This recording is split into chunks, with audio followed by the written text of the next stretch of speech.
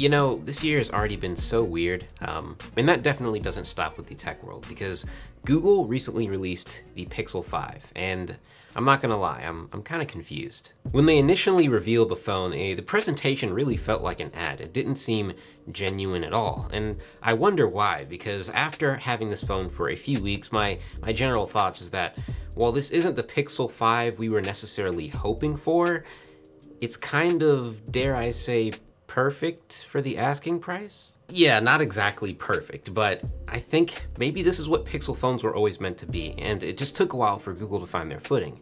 I think they found their footing by taking 2 steps back and 3 steps forward. And I'll explain what that means.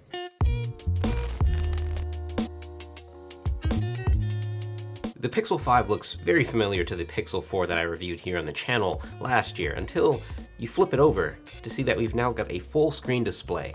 Finally, the flagship Google phone has a full screen bezel-less design, and I'm here for it. And speaking of that display, we've still got a high refresh rate 90Hz screen display, meaning that general navigation on the phone is gonna feel super smooth all the time. The Sorter Sage color is probably the highlight of this phone as far as the design goes. And while this isn't nearly as bright as the orange Pixel 4 that came out last year, I actually never got that one. It looks really good with some light on it, and it's definitely worth getting over the just black Pixel 5. The just black Pixel 5 is sort of boring. But wait a minute, there's a fingerprint scanner on the back right here.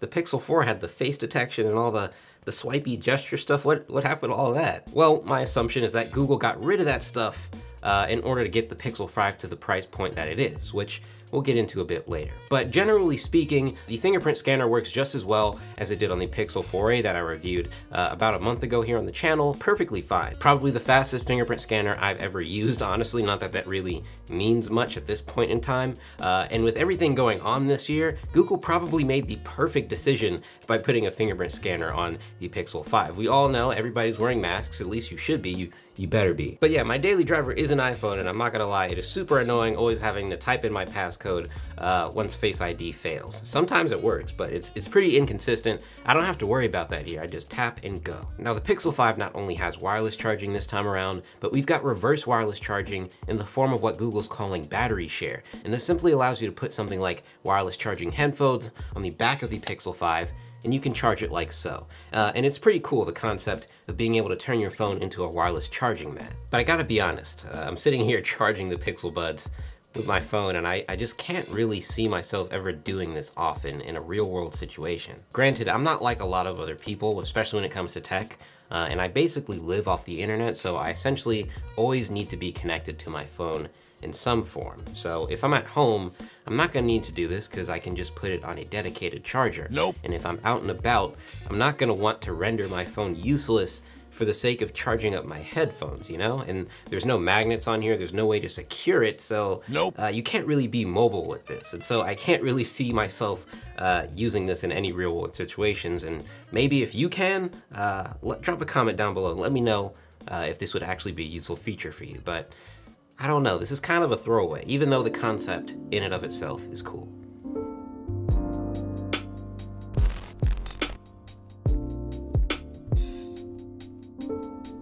In the past year, I've kind of taken a stance on this channel to avoid talking about specs and numbers as much as humanly possible and purely focus on the user experience. But Google did something this year that I didn't think they'd ever do, and something that I really can't ignore, which is throw in a lower end processor into their flagship phone. And this has a lot of people wondering how this phone is going to compare to other flagships like the iPhone 12, the Galaxy Note 20, as far as performance. My take on it is that we'll probably have to monitor how this holds up in the long term. I don't really do long-term reviews often, but maybe this will be the exception. But so far so good. This phone feels perfectly fine. This phone isn't really that good for mobile gaming purely because of the screen size, at least in my opinion. So if you're big on mobile gaming, this probably isn't the phone for you. But just doing general stuff, watching YouTube videos, browsing social media, web browsing, stuff like that, it all feels fast and fluid. It doesn't feel like I'm using a $700 phone as opposed to a $1,000 flagship phone. It feels just like I'm using a fast phone.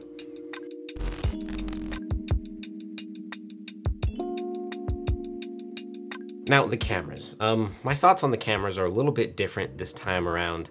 We all know the Google Pixel is going to take great photos, a low light, dynamic range, contrast. It's all awesome here on the Pixel 5, just like any other Pixel phone I've talked about on this channel. But it feels like as far as pure image quality, Google's been kind of stagnant as far as making changes. I don't feel like we've gotten a substantially better camera as far as image quality since like Pixel 3-ish. But Google did address a major complaint I had with the Pixel 4 as far as the cameras, and that was the lens choice. They had a normal lens and then a telephoto lens on the Pixel 4. This time around we've got the normal lens and then an ultra-wide lens, which makes much more sense for a dual lens setup. Having an ultra-wide lens is much more convenient for a lot more situations. It's much more useful. It looks a lot more creative in certain scenarios. It's just a lot more fun to use. Performance and low light for the ultra-wide lens is pretty good as well, and in some instances better than my iPhone 11 Pro and 12 Pro. But overall, Google's done another excellent job with the photography setup here on the Pixel 5. Photos are awesome, reliable, and you don't feel like you're ever gonna get a bad shot with the Pixel 5. It just really doesn't miss. This year, Google has really gone ham with the video, and that's where you're gonna see the most upgrades here as far as the Pixel 5's camera. So firstly, you've now got the ability to record 4K video at 60 frames per second. So if you wanted to get a few slow-mo clips here and there, you might be able to do it in a bit crispier of a fashion. And this, without a doubt, should have been on the Pixel 4, but hey, never late than never, right? We also gotta talk about the image stabilization. So the Pixel 5 uses electronic or software image stabilization to get smoother handheld footage and is literally robotic. It's like you're using a stabilizer. It is insanely smooth. I compared it to the iPhone 12 Pro a bit, and it is miles better, like miles better. I didn't mean to do that. So I'm not gonna go out and say that the Pixel 5 has dethroned the iPhone for video or anything like that, but I think if they continue to pay more attention to the video and the pixels at this rate, I think they definitely could at some point.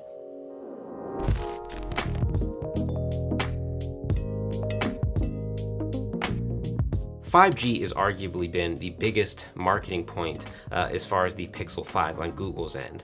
But even here in a major city, one of the top 3 cities in America, 5G availability is essentially little to none. There's maybe like 3 spots here in Chicago where I can get 5G. And so I'm just gonna say if this phone was 4G and not 5G, I would not care, because 5G availability just isn't there yet. And so the fact that companies like Google and Apple are pushing this so hard, it doesn't really make much sense to me, but I get it. It will be a thing eventually, just not for a while. And 5G comes with drawbacks as well. Manufacturers have to put new modems inside of the smartphones, which costs more money, which drains the battery more. And I'll get into battery in a second here with the Pixel 5, but 5G is really more of a burden at this point than, you know, an advantage. I take that back. I'm not gonna say burden. I think that's a very strong choice of wording. I would say it can be more of an inconvenience just based on how much the phone can end up costing you, because the manufacturers have to pay to get 5G capability. It has an effect on battery life depending on the device, but we're gonna get into that right now. That's not really the case here with the Pixel 5, because not only is it a $700 phone, a few $100s cheaper than it was with the Pixel 4 last year, but the battery life is insane. This truly is a 1 to 2 day battery life smartphone. And I can confidently say this is the best battery life I've experienced on an Android flagship in years. There are millions of Android devices, so there are gonna be a few exceptions, of course, but I'm talking about as far as the primaries. Google, LG, Samsung. This has been the best I've had in years. Granted, things are a bit different now as far as my usage with smartphones. I haven't really moved from this spot since March of this year, and so I'm not out of the house all too often, and so I might not be getting true, like, hardcore usage out of the phone, but I can definitely tell right off the bat compared to other phones I've tested this year that this is definitely the GOAT as far as battery life for flagship phones in 2020. Now, if 5G was everywhere and I was constantly utilizing that radio to its nearly maximum potential, then maybe things would be different. But at its current stage, and I can gladly say at least for the next 1 to 2 years, that's not gonna be the case for most people. But the best way to describe the battery life in general, especially as a reviewer, is that the battery life is so good. Every time I pick up the phone and look at the battery life, it makes me feel like I'm not using it enough. Probably my biggest gripe with the Pixel 5 is the speakers. You know, at one point, Google prided themselves on the multimedia experience, especially with speakers. Think about devices like the Nexus 7, the Nexus 6, the Nexus 6P. All those devices had really good sound experiences at the time, but Google has definitely taken a step backwards with this one. Now here I've got the iPhone 12 Pro, and we're just gonna do a comparison just to kind of show you how bad the Pixel 5 speakers really are. Now granted, this isn't a $1,000 smartphone, but the difference in speaker quality from a $700 smartphone and a $1,000 smartphone should not be that big.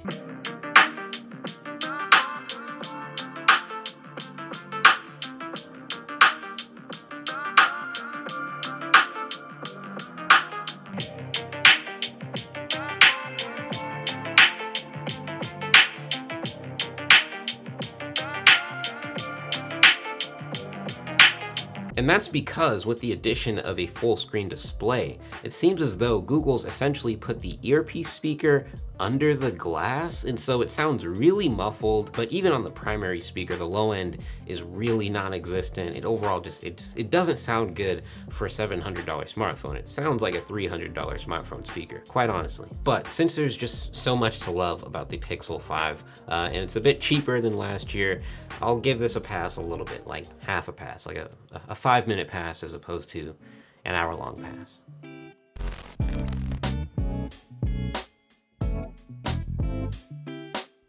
So the Google Pixel 5 has removed Face ID and the swipey gesture stuff, and opted for a lower end processor in the smartphone. But they added some really nice features for video. The battery life is absolutely amazing and the best I've had on any Google phone. And they made it a lot more affordable and a lot more competitive at this price point. The Google Pixel 5 is taking 2 steps back and 3 steps forward, and I think they found their footing. Thank you for watching. Make sure to subscribe because we've got a massive iPhone 12 video on the way. Yeah, I'll talk to you in the next one.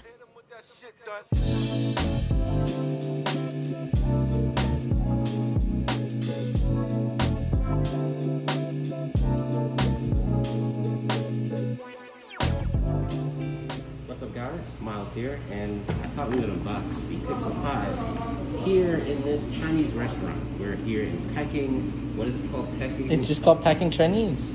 Peking Chinese. The Google Hyperspeed Hyper. Helper. What did you say? Hyperspeed Helper, that's exactly what I said. I didn't say anything different. Open it up right here. It's clean. Is that mint green? It's called Sorta Sage. You gotta get it right. What is it called? Sorta Sage. That's so stupid.